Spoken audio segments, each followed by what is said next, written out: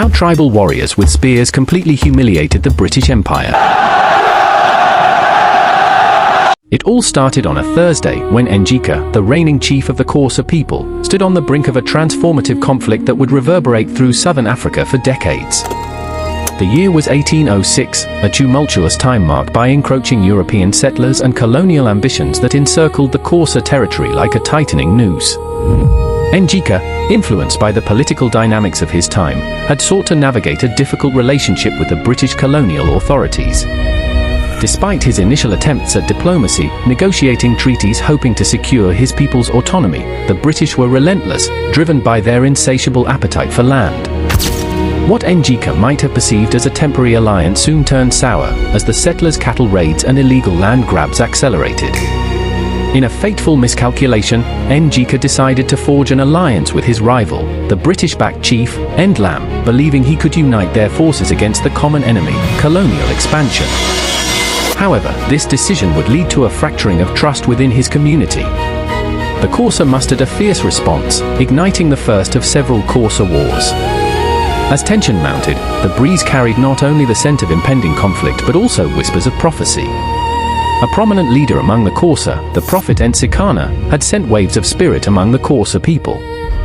His prophecies encouraged unity, promising divine intervention that could drive the colonizers away. Such fervor quickly swept across the land, uniting fragmented Xhosa tribes under a banner of resistance. The First Xhosa War, 1806–1812, erupted with brutal fervor.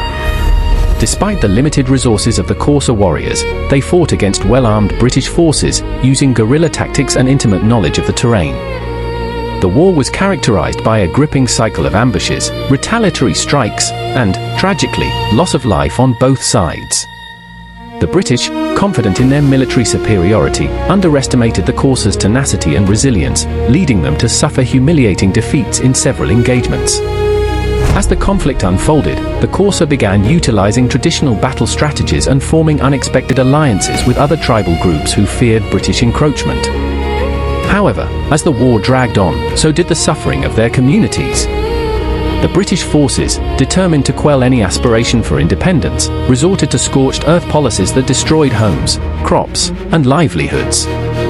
Although the Xhosa leaders wielded great courage, they were confronted with insurmountable challenges.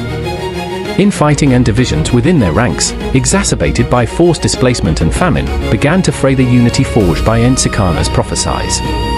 As resources dwindled and morale plummeted, the British capitalized on these vulnerabilities, leading to catastrophic losses for the Xhosa. In a heart-wrenching twist, the British resorted to manipulation and fear. They claimed to have the power to summon destructive forces against the Xhosa, further intensifying the dread surrounding their prophecy. The war concluded in 1812 with a weary truce, yet the seeds of resentment and unrest had already been sown deep within the Xhosa ethos, setting the stage for the subsequent wars in the following decades. The conflict served as an undeniable wake-up call for the Xhosa.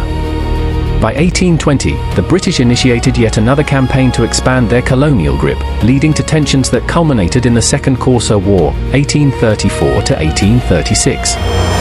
Driven by experiences of loss and displacement, the Xhosa were now more committed than ever to asserting their sovereignty.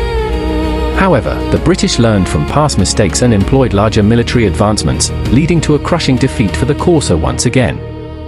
The aftermath left the Xhosa community reeling, yet the spirit of resistance surged. In the following years, a fierce legacy of defiance emerged that would define the Xhosa struggle long after Xhosa and Nsikana had passed into history.